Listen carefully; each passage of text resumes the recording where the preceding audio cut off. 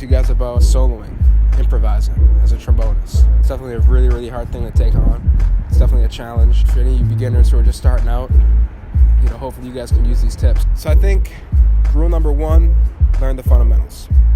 Okay, if you learn the fundamentals, everything else will kind of flow.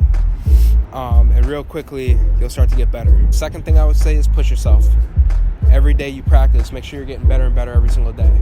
And it's easier said than done, but do it. Don't sleep on certain things. Rule number 3 would be, if it's jazz you're trying to solo over, you need to be listening to the music. You need to be listening to the art. You need to be listening. You need to be studying it, almost like a case study. Like, you need to study the artists, study the people who come before you, and kind of like see what they're doing.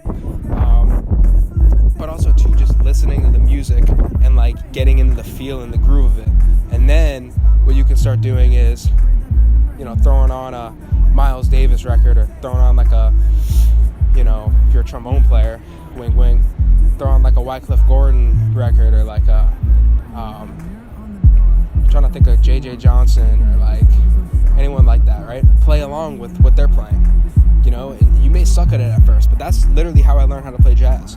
Was like I would just turn on like countless records and countless songs by all these different, and they don't have to be trombone players, they can be any instrumentalist, and I would play with them, and then real quickly I would start to like learn the melody that they're playing.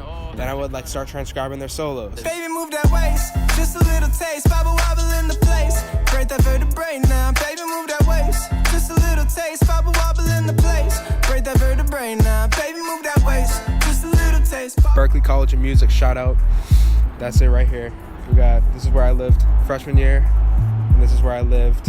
Actually, I never lived in the 160 building, the bigger, taller one, nicer one. Never actually lived in there, but been in there a bunch of times, studio sessions, etc. And yeah, this is our hotspot. You go to Learn Jazz Standards on YouTube, right? By the way, this is not sponsored by them. Holy fuck, I almost just got stung by a bee. That was fucking weird. Alright, so you go to Learn Jazz Standards, and then you find the same song that you were just shedding, whether it should be a standard, right? And what you do is you go, okay, now I'm going to play the standard with nothing behind me. And now you're onto something, okay? Now you play the head, right? And you just learned this by your ear. So you just play the head, and then after you play the head, you go and you take your own solo. And look, this takes years and years and years of practice, before you can get good at soloing and playing jazz. Jazz is probably one of the toughest genres of music to play well. Seriously, because there's a lot to it. It's very complicated. Now, the $1 million question is, how do you get good at reading changes? How do you figure out the changes? How do you solo over changes? It really ties back to just knowing the fundamentals on your horn, playing all your arpeggios, scales. All those things are super, super important, like second nature. You know what I mean? If you can learn all the arpeggios, whether it's diminished arpeggios, minor arpeggios, major arpeggios, all gonna help you. Seventh arpeggios, augmented arpeggios. Then you can get even more creative and do things like, inversions and all these different types of things that you could really look into. Transcribe as much as possible.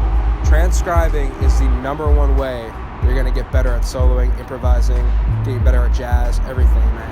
If you can transcribing, it's like the most important thing you can do as a jazz musician. You have a different outlook on the whole jazz approach. But I think there are ways to go about it in a way that's going to help you. And I think don't go to sessions if you don't like that vibe. I never really like that vibe.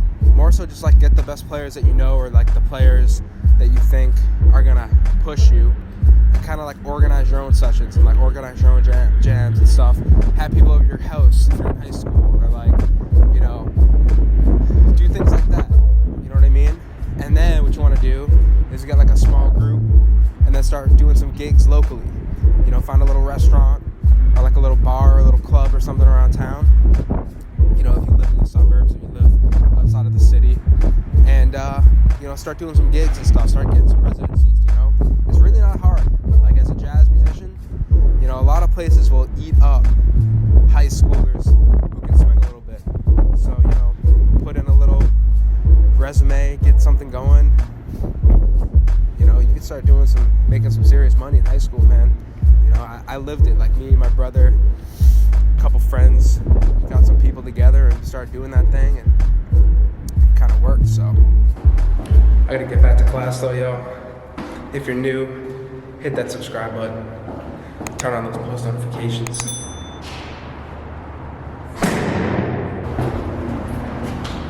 Baby, move that waist, just a little taste.